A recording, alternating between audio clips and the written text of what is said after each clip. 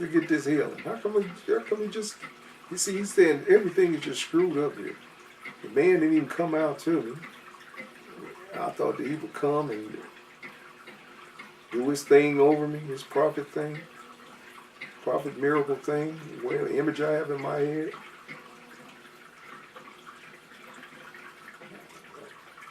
He said, what's wrong with my rivers? Are not Abana and Porphyra rivers of Damascus better than all the waters of Israel? He said, we got better rivers here. Why I got to go in that dirty Jordan?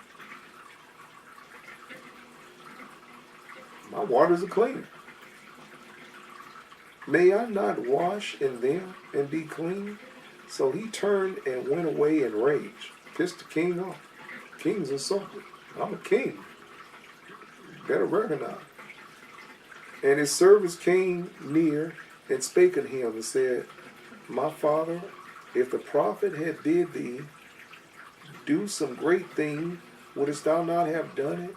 How much rather than when he saith to thee, wash and be clean? Then went he down and dipped himself 7. He said, well, I ain't got nothing to lose. Yeah, you might as well follow the prophet's order. The prophet ain't coming out, he ain't budging. All he left me was this word. Then he went down and, like I said, the image got this. This is what I read this for. To show that a man of God does things God's way, not the way your perceptual set dictates he should do things. That's really what I wanted to get to right here. We read all this to get to that. Plus I want to get some, disband some other myths. Glad we got a chance to do that too, but especially with the go up thy bald head and showing that a man of God, be careful mocking. I want to get to that too. We got a lot of that going on in this hedonist world today. No respect for the men of God. Real men of God I'm talking. I ain't talking about the Rufus Glitter Tees, Smiley Saws, and the New Age Baby. Got a lot of mockers out there. Anyway, then he went down and dipped himself 7 times in the Jordan according to the saying of the man of God, and his flesh came again like unto the flesh of a little child, and he was clean, he was healed. Simple, obedient faith. Do what the man of God tells you to do.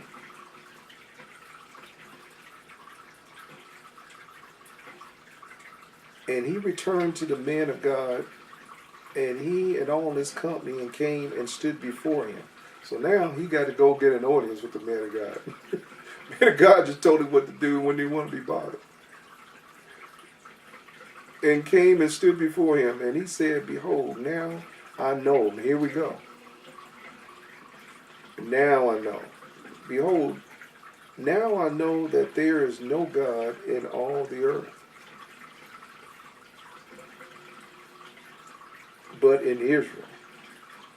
You guys got the real God. Now therefore I pray thee, take a blessing of thy servant. Now I want to break bread with you. I'm going to give you some money. But he said, as the Lord liveth before whom I stand, I will receive none. I don't want your money, King. I don't need your money, King. And he urged him to take it, but he refused. And he can't buy this prophet. I don't have a price tag here, and I'm going to ask what he's telling him. And Naaman said, shall there not even then, I pray thee, be given to thy servant 2 mules, burden of the earth?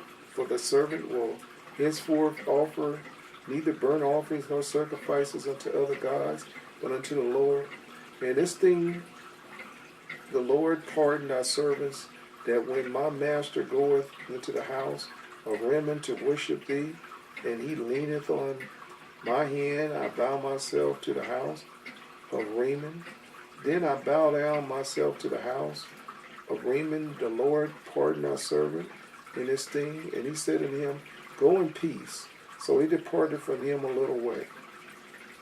But Gehazi, the servant of Elisha, the man of God, said, Behold, thy master hath spared Naaman this Syrian, in not receiving at his hand that which he brought. But as the Lord liveth, I will run after him and take somewhat of him. Here come his greedy servant. So Gehazi followed after Naaman, and when Naaman saw him running after him, he lighted down from the chariot to meet him. And he said, Is all well? He said, You okay? And he said, All is well. My master has sent me, saying, Behold, even now there be come to me from Mount Ephraim 2 men of the sons of prophets. Give them, I pray thee, a talent of silver and 2 changes of garments. And Naaman said, Be content, take 2 talents. And he urged him, and bound 2 talents of silver in 2 bags, with 2 changes of garments, and laid them upon 2 of his servants, and they bare them before him. And when he come to the tower, he took them from their hand and bestowed them in the house. And he let the men go, and they departed. But he went in and stood before his master. And Elisha said unto him, Where are you coming from, Gehazi? And he said, Thy servant went. He said, I went nowhere. He said, I didn't go nowhere. Lying to him. And he said unto him, Went not mine heart with thee when the man turned again from his chariot to meet thee? Can't fool the man of God. See, I know you sold out. You had a price tag hanging out your ass. I already know. Is it time to receive money? You're going to turn it into a hustle. And to receive garments and olive yards and vineyards. He wants to cash out. And sheep and oxen and men servants and maid servants. The leprosy therefore Naaman shall cleave to thee. He said, for you, for one, he lied to the man of God. He said, for your greed and avarice. Just think if God was to do this to the Rufus Glitter Tees, the Smiley Saws, New Age Balaams, all of them become leopards for being greedy for gain, like this Gehazi is. Just think.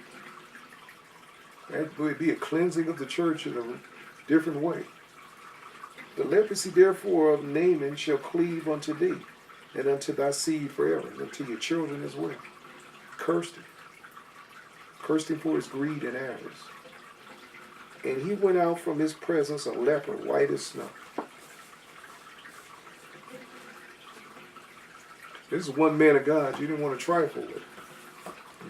You put a curse on you, it stuck.